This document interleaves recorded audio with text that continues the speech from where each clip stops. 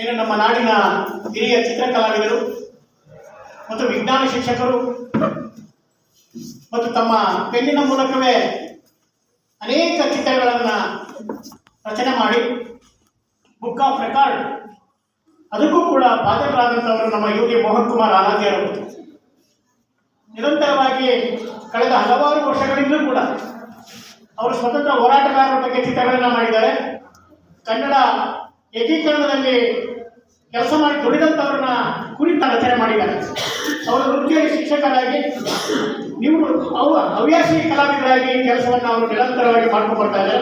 ಅನೇಕ ಪ್ರಶಸ್ತಿಗಳಿಗೂ ಕೂಡ ಬಾಧ್ಯರಾಗಿದ್ದಾರೆ. ಈ ಕಾರ್ಯಕ್ರಮ ನಿರಂತರವಾಗಿ ಅವರು ಜೊತೆಯಲ್ಲಿ ಕನ್ನಡ ಸಾಹಿತ್ಯ ಕಲಾಕೂಟ ಮತ್ತೆ ಹಿಂದುಳಿದ ವರ್ಗಗಳ ವೇದಿಕೆ ನಿರಂತರವಾಗಿ ಇಂತಹ ಕಾರ್ಯಕ್ರಮಗಳನ್ನ ನಾವು ನಡೆಸ್ತಾ ಬಂದಿದ್ದೇವೆ. ಅಂಥದ್ದೇ ಒಂದು ಕಾಲಘಟ್ಟದಲ್ಲಿ ನಾವು ಈಗಾಗಲೇ ಕಳೆದ 4 ವರ್ಷಗಳಿಂದ ಈ ಕಾರ್ಯಕ್ರಮವನ್ನು ಆಯೋಜನೆ ಮಾಡ್ತಾ ಇದ್ದೇವೆ. ಮೊದಲನೇ ವರ್ಷ ನಾವು ಮಾಡಿದಂಥ ಸಂದರ್ಭದಲ್ಲಿ ಏನು ಸ್ವಾತಂತ್ರ್ಯಕ್ಕೆ ಹೋರಾಟ ಮಾಡಿದಂಥ ಆ ಹಿರಿಯರನ್ನ ಕುರಿತು ನಾವು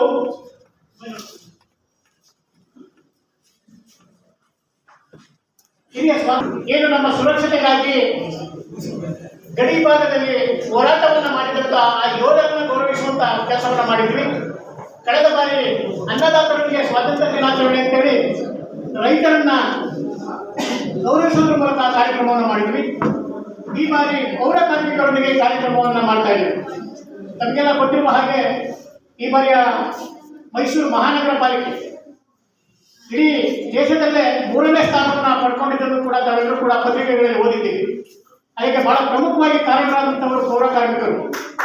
ಆ ಕಾರಣಕ್ಕಾಗಿ ಅವರನ್ನು ಗೌರವಿಸುವ ಮೂಲಕ ಈ ಬಾರಿಯ ಸ್ವಾತಂತ್ರ್ಯೋತ್ಸವವನ್ನು ಆಚರಣೆ ಮಾಡಬೇಕು ಅಂತೇಳಿ ಈ ಕಾರ್ಯಕ್ರಮವನ್ನು ಹಮ್ಮಿಕೊಂಡಿದ್ದೀವಿ.